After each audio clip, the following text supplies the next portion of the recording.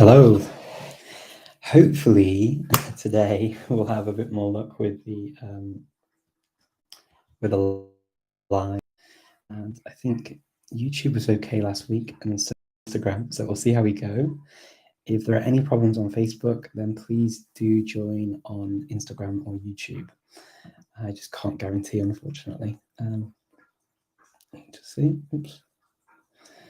Just make sure that this works live. And now I'm going to try and join on Instagram now as well. I thought I was live. Okay, so good to be back. And as I say, if you have any trouble joining on Facebook. So I got some questions through, so thank you. I'll start with those, and we can see how we get on with the questions, and then I'll see if I can answer any of the questions that you have as well.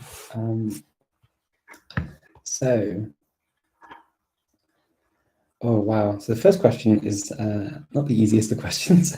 What's my number one tip of being able to comprehend films and TV dialogue? That really does depend on language.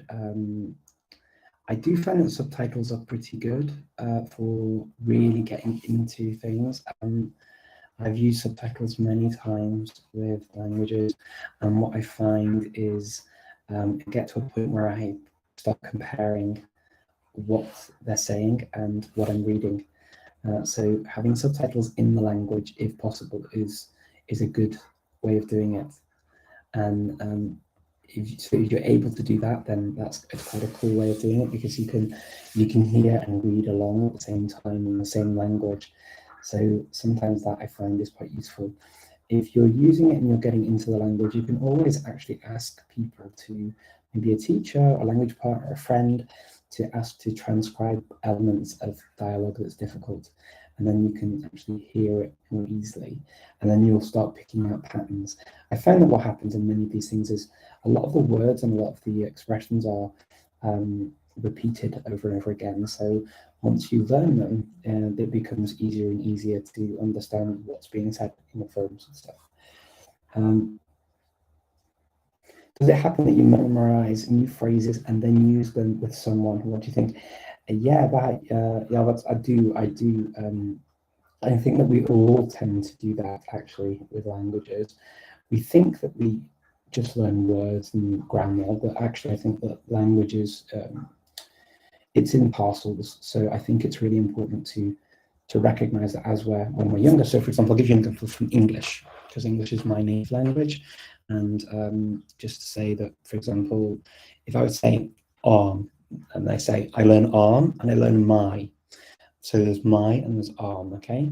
But actually what children hear when they say my or your and arm, they hear your arm. So they can't actually separate the your from the arm. So they say your arm. So when they start saying my, it can happen that a child will say my arm instead of my arm, because they hear the things, just two words together, and they learn it together, and then they separate it out later. And I think as learners of a language, sometimes we do a similar thing. I know I do that with expressions. So for example, I will learn an expression in a language, and I don't actually know the individual parts of the expression, but as I move forward in the language, I start to make sense of what I've learned. Because sometimes even native speakers who tell you them, they don't always know either. They don't know what they all mean, they don't know the individual parts, they don't know what the etymology or where they're from, because not everybody's into language, right? They just speak it. So yeah, I think it is important to do that, to learn things in chunks so that you can really do it. Learning Japanese and struggling with kanji. Well, I think that there's probably learning the stroke order is a nice way of doing it, because you get into sort of a muscle memory thing there, where if you're learning kanji and you know, the Chinese characters or kanji Japanese, if you learn the Hanzi, then I think that is a good way of doing it, learning the history behind it, knowing why you write things a certain way, knowing what the independent things mean. I think that's the really important thing. Okay. What portion of the time do you dedicate daily to language learning? is maintaining. So I get asked this question a lot. I don't actually do a particular amount to maintain. I do every now and again if I feel like it. I will look through a language that I have. I am planning to write a blog post about some languages I want to maintain and even improve a little bit soon. So that will be coming out in, I don't think it will be this Tuesday, but I think, or the one after that, I think I'll do it. And I'll make a video about it as well. So I'm going to set myself some goals this year with some reading and stuff for some languages that, because of the situation we're in at the moment, I'm not practicing as much as normal because they're languages I speak outside the house usually, but because of Corona, I've not been able to use them as much. Can one learn 4 languages at a time? 1 is enough, but I don't want to learn so many. I totally get that, Ernie, the daily learner. Yes, you can if you want to. Just see what you can do. Take it easy, try what you can, and if it works, go for it. If you find it too much, you can always stop and go back and just concentrate on the ones you've got. How do you stop thinking in your mother tongue when speaking a foreign language? I don't have this problem, Fabio, because I don't think in a language. I think in really emotions, concepts, ideas, and images. So I don't really think in. Yeah, I don't think in that way. I think that the important thing is probably that you maybe consider the language as an extension of the language you already speak, and so start making a big effort to internalize those words so that you're having a dialogue in that language before you have it in another language first. I am always amazed at how people are able to translate and speak a language so quickly from one language to another and still learn and still speak quickly, because I definitely am not fast enough to be able to do that. I wouldn't be able to do it very easily at all. I find that I really need to just come up with one language and that's it. Currently, okay, Simcott learns. Currently, I'm in the middle of learning a 30 days learning program for Korean. Now I'm wondering how, oh, it didn't come up with the rest of the question you had there. I'm so sorry. You're wondering how, I'm wondering how as well. Please do ask me the question again. Feel free to write to me and let me know what the rest of the question was, and I'll answer it for sure next week. Finding interesting resources is too difficult. Finding a tutor on italki. Yeah, finding a tutor on italki is good. Finding things that, okay. I don't know if there's a question there, but yeah, saying that finding resources is not difficult.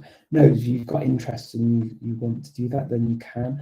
Finding a tutor on italki, I find that listening, just watching some of the videos and seeing who gels with me, I find is, who seems interesting for me, I find interesting. Somebody wants me to talk about Arabic, Persian loanwords in Bulgarian and Macedonian. Yeah, we have many. So Arabic and Persian words came into Bulgarian and Macedonian through Turkish. So people here talk about them as being Turkish words. So if you want to find them, you have to talk about Turkish words. And people are not aware that they're Arabic or Persian here. Yeah, you know, as you sort of, if you learn Turkish, you get a better idea of which ones are Arabic and Persian if you don't know Arabic and Persian. But sometimes even Turkish people are not 100% sure which language they're from. It just gets a little bit complicated, or which way they've come around, even because some of these words from Arabic could have even come through Persian, because Persian's also borrowed heavily from Arabic too. So it's not always easy to know which way around they've come. Strategy to speak frequently without having a language partner. Jacob, you can speak to yourself, you can record yourself. The only thing is that you tend to say the things that you know you can say and that are easiest to say. So it can be a bit of a double-edged sword doing that, but that's one way of doing it. But also maybe sending people messages. So finding people, for example, friends, leaving voice messages for friends. If you can have language partners like that, that kind of thing can work pretty well. I've had a lot of people on Instagram send me voice messages, and that's very sweet. I really like, you know, when you hear messages in the languages, particularly, it's very nice. and you can do that kind of thing. I wish I had more time to be able to do it myself, but it is quite a good strategy to practice and also to get feedback. Yeah, learning languages with limited resources, plus my view on Esperanto and other conlangs. I see all languages as, for me, a language is a language is a language is a language, and it's interesting to be studied, and it has the right to be studied, whether it's a conlang or not. I don't have any sort of judgments on conlangs. Some people do, some people are not very keen on them, but I definitely don't fall in that group. I've studied Esperanto and I've studied Simcott. I use Esperanto if I go to some events. I'll meet Esperantists and I'll speak in Esperanto. I actually quite like the language. Languages with limited resources can be problematic, but with the internet, we do find that there are quite a lot of things available. Particularly, you get news things, you get music, you get, even with smaller languages, you will find that there are things available. What I'm doing at the moment with the Polyglot Conference is trying to create some more resources in languages that are not very well represented. So I sent it over to Steve Kaufman and his team just before Christmas. I sent over a translation that I had prepared with money that I got from the Polyglot Conference to have some Kurdish materials produced, because I hear of people who don't have many materials for Kurdish. So Sorani Kurdish hopefully will appear on Link at some point. So I sent all of those over, all of the translations and all of the audio materials to go with it. So I'm trying to do that. If there are any things like that that you would like me to help organise, do let me know as part of the Polyglot Conference. I would definitely see what I can do. We're working on Nahuatl as well. So Nahuatl will also be ready in about a month, maybe max, and Ladino. So yes, we've got another 3 languages, another 2 languages, and hopefully some more as well. Yeah. Are you still learning Cornish? If so, how's it going? Yes, I am still learning Cornish, and I really like it. So it's going okay. In Punta, it's going well. Splan, as they say in Cornish. I enjoy it very, very much, actually. It's one of my favourite things to do, is learn Cornish. I don't know why. I only started it because of a friend. I wanted to study it, but I really, really like it. Yeah, and I don't know, I can't say very much at the moment, but yeah, I can get by in some very basic Cornish. And understanding it's easy because it's similar to Welsh. Hola, un poco. Pues lo mejor buscar en internet, que hay un montón de libros, recursos de eso. Hey Pude es un libro en noruego. También hay otros libros, por ejemplo, un libro si hablas inglés, puedes utilizar, que utilicé yo para aprender el noruego un poco. Era Teachers of Norwegian, que es un libro que a mí me gustó mucho y era como no sé cuántos capítulos ya, pero se puede seguir los capítulos así y aprender de pe a pa sobre los asuntos más normales, más comunes, y luego practicar con la gente. Y pues durante mis estudios solía hablar con una persona noruega en noruego, comentando sobre lo que he estado estudiando durante la semana, lo que había en los diálogos y tal y cual, y eso, así lo hacía. Y sí, estudié, no sé, un mes, algo así, o 3 meses, algo así, para noruego, y aprendí para ir para visitar amigos en Oslo y en Svalbard. Okay, so we're done with the questions there. So thank you for sending those questions in. I will do my very, very best now to answer the questions I can see have come up. There are quite a few of them, I think. Okay. It's nice to see you all. Thank you all for coming, by the way. I really appreciate you all coming and joining me for this live, and I hope I can answer the questions that you have. Do you think we should study grammar to be able to speak a new language? I think grammar is important in that you need to understand how it works, how it sort of moves.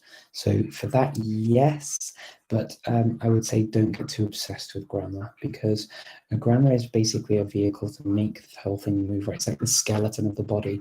So if you understand how the skeleton stands up, then you can understand why it does certain things. That said, there are always exceptions in grammar. And I think it's more important to understand the chunks of the language and learn whole components of the language, so that you can transmit and put forward your thoughts and ideas. That's the important thing, and that's the way I've learned most languages, is through learning these chunks and then putting them together, and then analysing the grammar as well. Wow, what from Germany, the Philippines, so cool. So thank you for joining me from all over the place. I'm going to study Arabic. Do you have any tips or advice for Arabic?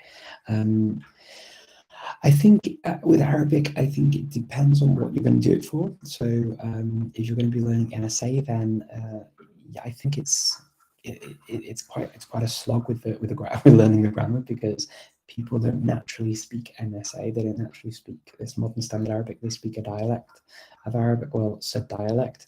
You could argue actually that they're actually languages, Arabic languages, because some of them are so different. But I would say finding a partner to practice things with might be a good idea. Arabic speakers tend to normally learn at school modern standard Arabic, so they're familiar with that kind of Arabic that you generally learn first. So you can always practice that with them, and they'll do their best to be as standard as possible. Sometimes some of the dialect words creep in, some of the pronunciations or the way they speak it themselves creeps in. But I don't think that matters, and I think it's quite nice to sort of have that mix. But yeah, I'd say making sure you do it regularly is very important, because if you don't do that, that's when it starts to stop. And also another thing that's important with Arabic is running ahead very quickly can be a little bit tricky, because it can get on top of you with what you're doing. So yeah, there we go. Tengo un gato. Yo también tengo un gato. Крипто. ¿Qué tal? Може ли още да кажеш нещо на ромски? Да, значи тук в Македония си, да, не го употребвам много често сега, поради тоа што со вирусов много тешко да го употребувам. Меѓутоа, да, знам нешто ромски и имам учено, ама колку знам, тоа е друга прашка. Значи, не е до тој степен дека знам да разговарам како што знам, например, на другите јазици од овој район, ама да, нешто знам. Has your native dialect of English is it influenced by Welsh, like with Welsh loanwords? Tim, no, not really. I think that my native English is obviously Scouse, which is from Liverpool. That's my original accent and dialect of English. The internal English, so chicken is chicken. So we do have those kinds of sounds that most other English speakers don't have. So there are potentially things like that are from Welsh or other Celtic languages, but the actual the vocabulary, not really. Our dialectal words are actually quite random sometimes. Interestingly enough, though, I did find that there was a similarity between some of the expressions I have in Scouse to what they have in Scots language, which is another Germanic language. But with yeah, so yeah, not so much. Let me just have a look and see which accent is that. Scouse. So Scouse is from Liverpool. Let me see. Gotta go with this. Okay, I'm just going to see if I've got any other questions on here that I've missed. Wow, let me see. So, have you ever burned out of language learning? Sometimes, yeah, I have times where I just want to do a little bit less and take a step back and enjoy what I do and enjoy other things. But it doesn't last for very long, because my main passion is language learning, and I love languages. So I constantly go back to it, and I think even when I'm not studying as much actively, I had 3 years where I didn't study actively so much, and that was when my daughter was born. I wanted to focus my energy on her and her language learning because she was a baby, and I wanted to learn the languages that she had at home, and so I focused on her for 3 years and didn't really learn any other languages except for when she was 2. I started going to a night class once or twice a week for British Sign Language, because I felt that it would be an interesting thing to do. We were living close to the deaf centre in Chester in the UK, and so I wanted to learn some British Sign Language. But otherwise, I didn't study languages really during that time. But then I went back again and did it again. I always do go back to it. It's kind of, it's my thing. Salam, salam. Sheikh Robert, Iran. Nice to see you all. Okay. I'm just going to see if I can. Feliz Año Nuevo. Muchas gracias. Feliz Año Nuevo. Okay. Annyeonghaseyo. Annyeonghaseyo. I love that I can read that now. That's great. It's still a little bit small for me sometimes on the screen when I see it to get out the annyeonghaseyo, but I do enjoy it. Yeah. Could you please help me then share my linguistics survey to your audience? Of course. PhD linguist, just send me a separate message if you've got a research thing that you want to do and you want to share. Please do. I like to support academia, so yeah, please feel free to share the link with me. It's in your bio. Okay, sorry, I just saw it's in your bio. Yeah, I'll write to me though, because it's difficult to recall and to remember your username. So please do write to me just so that I can remember to do that. Okay. I'm just trying to go through it and see. So many nice messages. Thank you all so much. Is there a new language you want to learn this year? Yes, it's Korean. So I'm learning Korean this year, if anybody doesn't know. And yeah, it's so far so good. My daughter and I are doing it. If you check out the speakingfluently.com blog, you'll see that I've written a few things about learning Korean and what I'm doing and what's happening. And I'll be updating again soon. So every 2 weeks, I'll write a new update on my Korean studies so that you can see what's happening. I'll make a video. The next one will be about the Michel Thomas method and how I've done with it, because I did that as part of, before I start with a teacher, I wanted to do the Michel Thomas method and I wanted to learn to read and write Korean.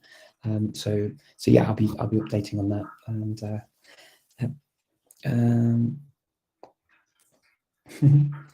absolutely, new languages all the time. This is going to be an interesting year with this. Okay, I think I'm. Quelle est la place de la lecture dans ton apprentissage des langues? Quelle est la place de la lecture? Ah, la lecture en général. Je veux dire que ouais, j'essaie de lire des trucs en général chaque jour, quoi.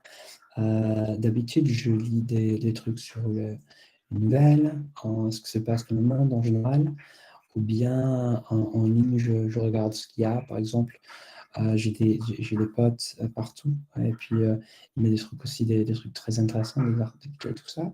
Je lis tout ça chaque jour. Puis pour le travail aussi, je lis pas mal de choses. Et puis c'est aussi en plusieurs langues. Donc, ouais, c'est ça en général. Mais j'aimerais bien faire quelque chose d'autre cette année avec la lecture, lire des bouquins en particulier dans des langues que j'utilise pas trop avec la Covid. Et puis, on va voir. Mais en général, oui, je lis des trucs, ce qu'il faut lire en fait dans la vie quotidienne. Ouais, tu essaies de lire beaucoup, ouais, c'est très bien, c'est bien de lire. Parce que c'est comme ça qu'on apprend des langues, hein. On voit le langage qu'on utilise, et puis les structures et tout ça, puis ouais, ça reste plus longtemps dans la tête, quoi. Esta transmisión va a quedar probada. Sí, sí, grabada. Sí, sí, sí, sí. Voy a grabar. Can you speak Farsi? So I can I get asked this a lot. I am still kind of learning it. I want to speak it better. I am kind of learning it. So I've been going back over my notes, and I will start again soon. So Bale, little, a little was it Kami Farsi have has Zirani, is that right? Yo creo que, a ver, sí. A ver, hey, nice to see you all. What hobbies do you have outside learning languages? Is there life outside learning languages? It takes up most of my time, to be honest with you, but I like traveling and art photography. So this is my camera. I do my best to take photos. I enjoy doing that. I enjoy traveling. I enjoy learning about new places and new peoples. So when I travel, I tend to be the kind of person that will go and visit historical monuments and see the museums and walk around and learn about things and and talk to the locals a lot. I like to talk to the locals a lot, which combines my love of language with that. I'm also interested in scientific pieces as well. So I like to learn about what's going on. For example, if there are articles in the news on science about whether it's what's going on with space exploration, all the way to how the coronavirus works and how the injections and how the new vaccines work. I like to find out about things like that. I also enjoy cooking. I enjoy kind of things that people like to do. But yeah, I like quite a few things actually. I have quite a wide range of interests, and I also enjoy talking about philosophical ideas and arguments, and when that crosses over into religious ideas, and I enjoy learning about other people's beliefs and the what's important to them. So yeah, I find also that I enjoy learning about what people who are in my life enjoy. The core thing for me is human connection and communication. So that always helps anything really like that. ¿Puedes darme unos tips para mejorar mi estudio con asimil, por favor? Pues depende de lo que estás haciendo ahora, porque describe bastante bien asimil lo que tiene que hacer. Si no te funciona muy bien, pues en mi opinión lo mejor es encontrar a alguien para practicar los diálogos, porque eso sí que me ayuda bastante con otros idiomas, para poder practicar lo que está, porque así vive la palabra, ¿no? Vive el idioma. Así que creo que está bien hacer así. What's crack-a-lacking? That's funny. Yeah. Hopefully not the internet connection, baby fish. Which Spanish accent would you say you speak most like? I know Argentinian, it's a bit.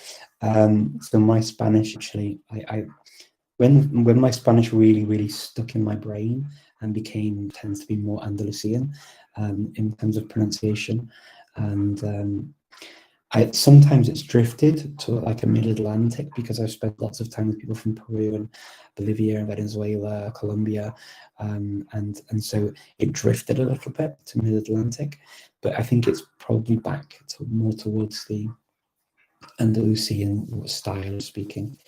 I'm not saying I speak exactly like them, but yeah, it's more like that. I would say that's what most Spanish speakers tell me anyway. Why are you learning Korean? What's your motivation? There's a really long explanation of that on my blog. So if you look at speakingfluently.com, you will see the longer explanation as why I'm learning Korean. The blog, yes, it's Polyglot Conference. It's speakingfluently.com is the blog, and And you can also join me. I'm writing on a daily basis now as well. I have a group on Facebook. Not many, no one's actually physically joined it yet, but I've had a few likes. I only set it up maybe a day or two ago, just to sort of, every day I put in what I'm doing with Korean so that you can follow along and you can join in. So if anyone's out there wanting to learn languages and just get some encouragement or keep track of what you're doing, feel free to join the group and add in your own stuff as well. Hopefully we can have a nice little community there. Where we're actually just focusing on what we do every day and liking each other's things and encouraging each other. Why do you think there's such a bad vibe towards learning languages in the UK? Why do people in the UK not learn languages, and can we break the stereotype?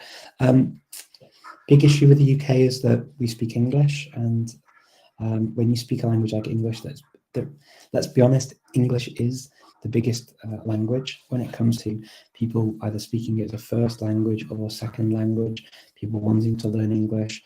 It means that whenever we go anywhere as English speakers, we can use English.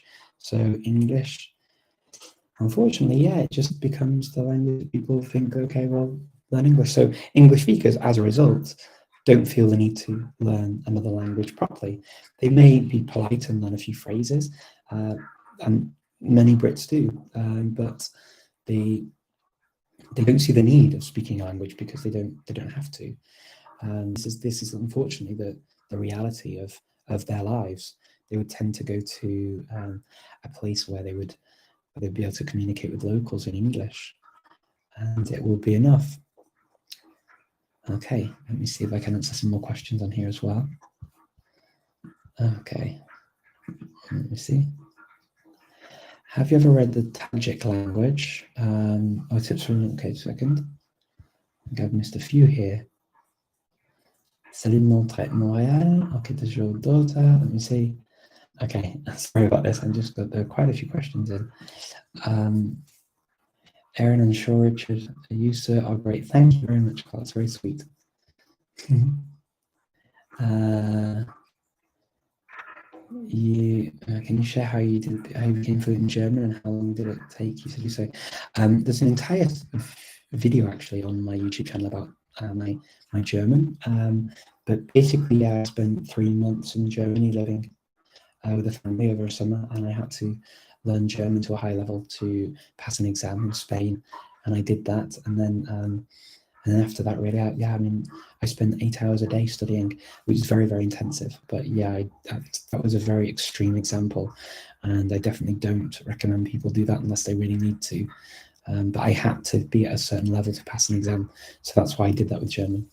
Do you have any advice on protecting time and energy for language learning aside from being a full-time student professional in another area? So I think the important thing is, Maxwell, that when you decide you're going to learn a language, is make a promise to yourself the days and the times that you can do it.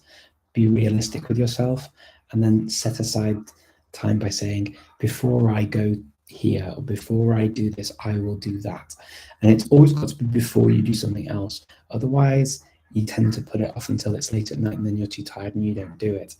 So I would say definitely make sure that you allow time to do it that will work for you, and that it's a guaranteed time that you're going to do. Salut, je suis depuis... ok. Je suis depuis Montréal, Québec. J'aimerais savoir si tu parles québécois. Je parle un peu, là. J'apprends le québécois. Avant d'aller au Québec, j'étais à Montréal pendant un mois. J'ai appris à parler un peu comme ça, mais c'est pas vraiment très authentique. Là, ça fait longtemps que je parle pas vraiment avec des gens. Mais tu sais-tu que même la grammaire québécoise est différente qu'on utilise en France? Donc, mais j'adore l'accent, j'adore le mot que vous utilisez là-bas. Pour moi, c'est vraiment très intéressant. Et j'adorais parler avec les gens comme ça. Mais très souvent, au Québec, quand je parlais comme ça, comme c'est pas authentique, les gens pensaient que c'était un anglophone qui voulait parler québécois, le français avec les Québécois, quoi. Donc, parce que pour moi, en fait, c'est le français européen que je parle. Mais j'adore. j'adore le québécois. J'ai fait un mois d'études de québécois avant de partir au Québec. Does your daughter like learning languages? Kids can have quite different interests from the parents. So my daughter, she studies language. I don't know if she would, language is her main interest. So languages is definitely not her main interest. She likes a number of other things. At the moment, she really likes architecture and is into design and into she plays the piano. She does many other things aside from language learning. But she wanted to learn Korean, and that was through architecture actually, not through languages. So she likes an architecture or a design channel on YouTube. It's from Korea, from South Korea. Seoul, I think it's based in. Okay. So Montreal, I think you'd agree that self-awareness and noticing language is extremely helpful skills in language learning. How can those skills be taught, learnt? Merci. Absolutely. So you're completely right that being aware of language and being very conscious of what's being said and why is extremely important in language learning. How can it be trained? I think there are things that you can either do yourself or possibly with a language coach, maybe, just to sort of have you listen into or spend time with somebody who does it. And not everybody does it to the same degree. I remember going around a town with a friend of mine, and she's very, very good language learner, very, very good language learner. And I remember I was picking up on things what I saw and things, and she was really surprised because she said, "Wow, I mean, I didn't even notice that thing." I tend to look at signs everywhere. I read everything I see. I just tend to focus in on lots of detail and then play with words in my head. So I'll see a word written and I'll think about the words that are similar to it, words in another language that mean a different thing. I think of very bizarre things. And sometimes, the things that, when I'm out with my wife in the supermarket or something, she'll be like, what, how did you even get to this, where you are now? So in the supermarket here, sometimes you'll see things in different languages. So the word for eggs in Macedonian is yaitsa, but in Albanian it's vez. So vez are eggs. It's an egg. But the word for this is a very complicated bilingual joke that I made up in Albanian and Macedonian, which only if you speak both of those languages do you really get, but I'll try and explain. So, but in Serbian and Macedonian, nema veze means it doesn't matter. There's no connection. Is basically what it means. It doesn't matter. There's no connection. It doesn't make any difference. But the word for vez is eggs, right? So I made a silly joke to my wife saying we don't have eggs, and I said nema vez, because vez is eggs in nema veze. It doesn't have, it's a very silly game playing with words in my head, and this is the kind of thing I do all the time. It's just how my brain works now. It's a very fluid linguistic thing that goes on in my head. So yeah, thinking about things like that, playing with words, being playful is very useful. Just started learning German. Currently teach yourself German. Do you consider it a good book for the language? I'm not. It's weird actually. When I think about languages that I learned years ago, especially ones as a child, I didn't use any of the kind of the same materials that I use now because I learned them in a very different way. So with German, I used InLingua, which was a language school where I just went to them. I bought the books for all of the levels they had and went through them. And but yeah, I mean, Teach Yourself is a solid course, and if you go through it, then it'll give you a good base. In pretty much any of the languages I've looked at, it gives you a nice little base there for carrying on.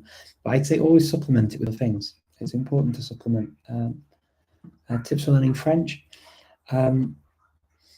Focusing on pronunciation is super important with French because French people really know this, but they tend to say it's difficult.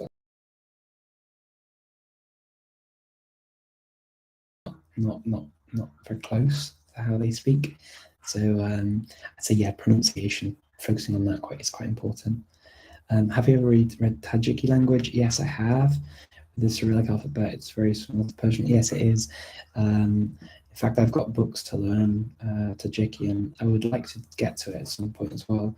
A friend of mine did say though, if you want to learn Persian, one friend said learn Tajiki first because it's easier to access with the alphabet, and then another friend said, but if you actually want to go to Iran and you want to speak to your Iranian friends, or if you want to learn Persian, just learn Persian, and then if you want to look at Tajiki afterwards, then do it. But the issue apparently is if you learn Tajiki first and you go to Persian, you can get stuck on how you spoke Tajiki, and it's harder to sort of go back to Persian after that.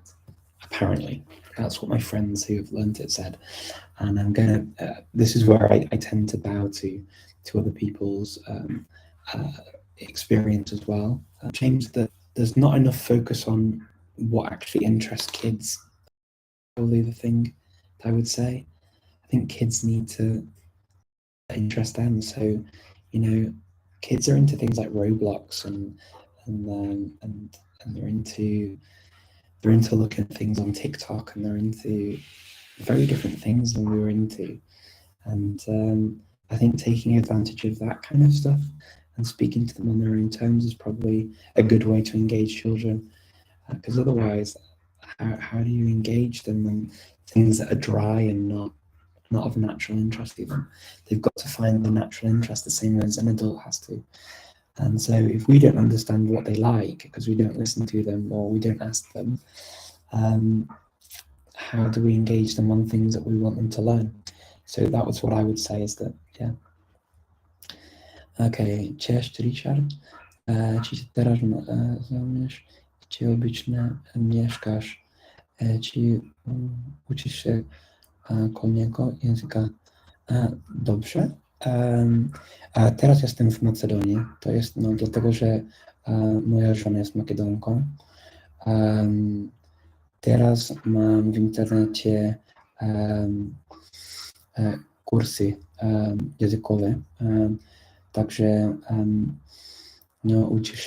uczy się kornolskiego, jeszcze galekiego, a teraz mam tylko to jest strona internetowa Talk to Me in Korean, gdzie mam lekcje po korejsku. Także to jest to wszystko teraz. To wszystko, no tak. How's my Greek? My Greek's okay. I can get by in Greek. I have the Greek. I have 2 boys, and hopefully a couple of years' time we can converse in Greek and English. Yeah, Craig, Greek's a really nice language to learn. I definitely recommend learning it, especially if you've got families and connection there. It's a really good language. I really like Greek. I can get by in it, but I've been going to Greece for many, many years, and very often. Just this year is kind of an exception because of obviously what's going on. But yeah, I'm fine. Generally, it's fine. Is it worth learning Moribund language? I don't know. If it's useful for you, I don't know. ¿En qué tiempo has sentido dominar una lengua a nivel promedio? Pues depende mucho del idioma, la verdad. Es que es súper difícil decir que pues voy a aprender un idioma en 1 mes, 2 meses, 3 meses, 1 año, 2 años, 5 años. Pues depende mucho del idioma, la verdad. A mí sí que depende de mis conocimientos. Por ejemplo, si es un idioma más cerca, lo que ya sé hablar bien, pues más rápido, ¿no? Pero un idioma como por ejemplo coreano, pues me hace falta mucho más tiempo. Okay, good evening. Oh, nice to see you, Paul. Thanks for joining. Nice to have new people. on the channel. Great that you could make it. Any questions, feel free to write. Maintain somehow language skills, for example, if you're not using one. I don't worry so much about maintaining my skills. I just sort of, if I get to use them, great. If I don't and they go a bit rusty, it's not the end of the world. I can always get back to it some other day, I guess. That's kind of how I think about it. I try not to worry too much about sort of maintaining languages actively. I do certain things. I mean, I speak a number of languages anyway, at home and outside, and so that just has a natural thing that I continually practice languages. Come dice, tutto bene, grazie. Come va, tutto bene? How's my Korean learning going so far? Yeah, it's going well. Well, as well as 3 days or 4 days can go. But yeah, it's okay. I think it's okay. Let me just check. Oops. Okay. Yeah, it's going okay, I think. There was an issue here. Oh, I'm getting an issue on my phone of the Instagram. Fingers crossed it's okay. Okay, so I know about it, Tim, but I've not studied it. Harry, do you modify your language learning method depending on language? Yes, Timothy, I do. Depending on the method I do, the language I do modify my method. Yes, so I do that. I learned some, and then other languages I studies, sort of actually studying at university or colleges, different places, and then other languages just on my own, playing with them as projects. So yeah, many different ways. Do you want to speak on TED? Do you think I would be interesting on TED? If so, yeah, I mean, let me know if you think I would, what you'd like to hear me say. Yeah, why not? I'm always happy to talk. 什么样？我中文什么样？我不太好，因为不有很多中国人，就是在马其顿没有中国人，有这个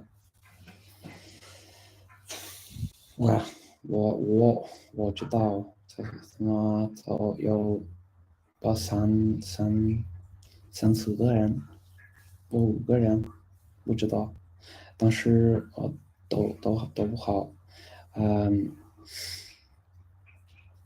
Bardzo dobrze, ładnie. Three languages at once. Totally possible to study 3 languages at once. I studied them at university. My degree was in 4 My degree was in 4 languages, and I did an extra 2 at the same time, and then I did it more as hobbies on the side. So totally possible to study more than 3 languages. Just remember that it divides your time. So when I was a student at university, I had a lot more time.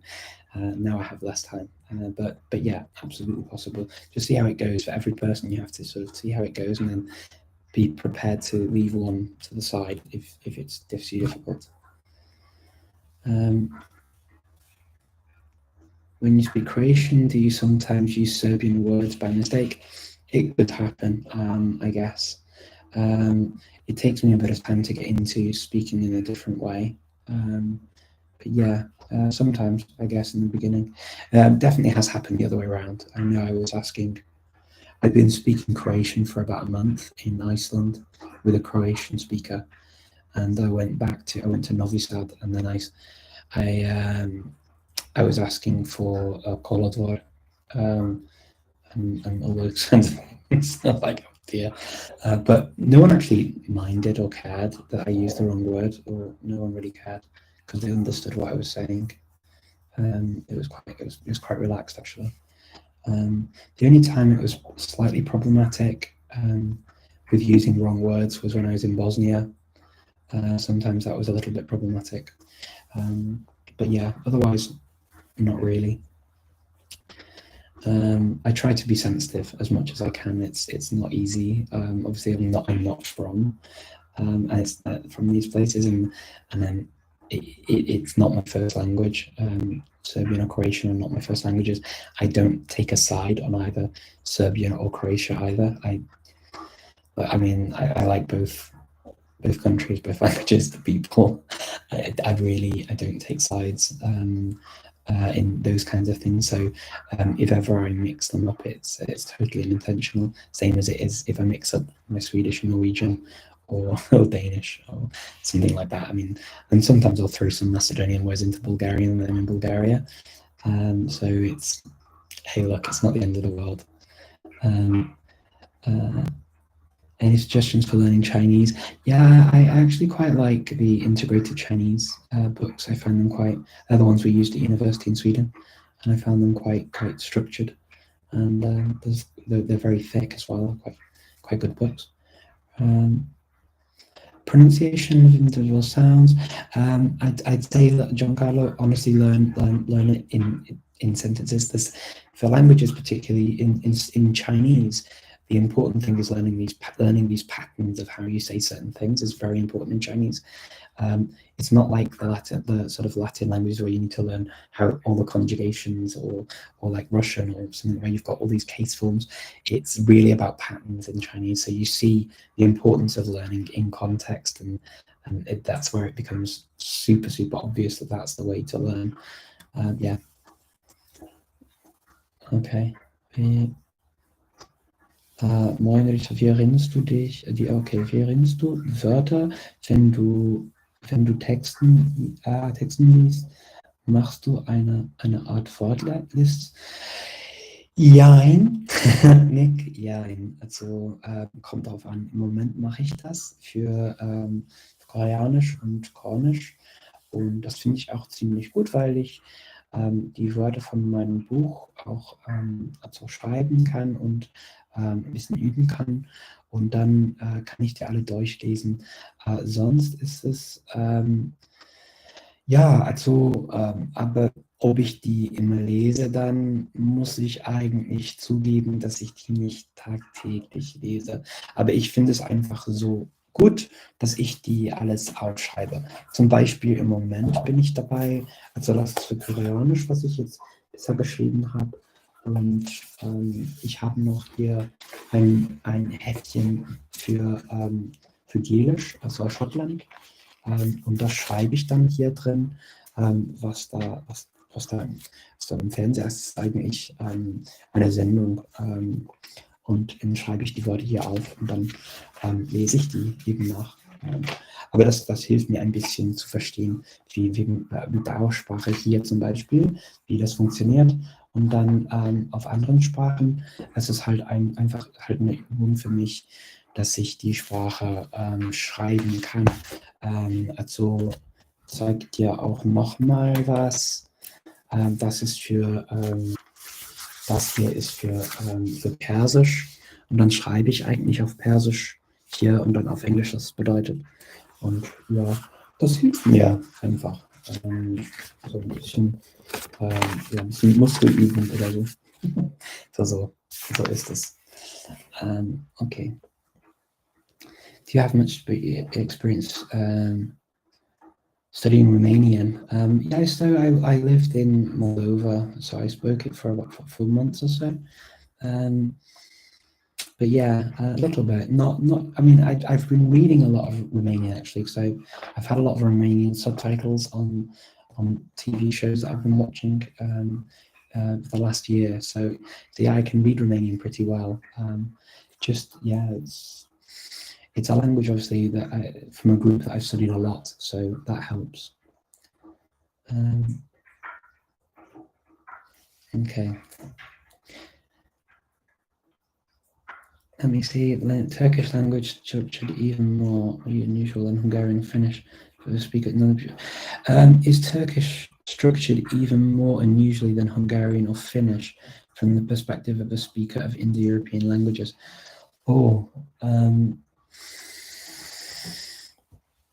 I'd say yes, possibly, because in the beginning, no. Later, possibly yes. It's a very difficult comparison to make, Tim. Just that with Turkish, what happens is things are not set things that you add in, like as words or whatever. You have to completely change the way you say it. Now, I didn't get as far with, as I have with Turkish. I haven't got as far with Finnish or Hungarian. My Finnish, I got to A2, and yeah, that was basically it. But even with Finnish as well, it's tricky. They're just tricky. So I think it's a difficult comparison to make. But yeah, unfortunately, I'm going to have to go because it's now nearly an hour, and it won't save my this on Instagram if I don't stop now. But it was very, very nice to speak to you all. Thank you for joining me, and please do reach out on Instagram is where I ask the question. So please come and join me on Instagram so that you can ask a question on when I post it. I post a question on Saturday so that I can answer on Sunday. So feel free to join me on Instagram, and I'd be happy to answer any of the questions you have before I start, and then I try and get through as many as I can that are live. Okay. So thank you for joining me. Enjoy the rest of your day, and speak to you all soon. Bye bye.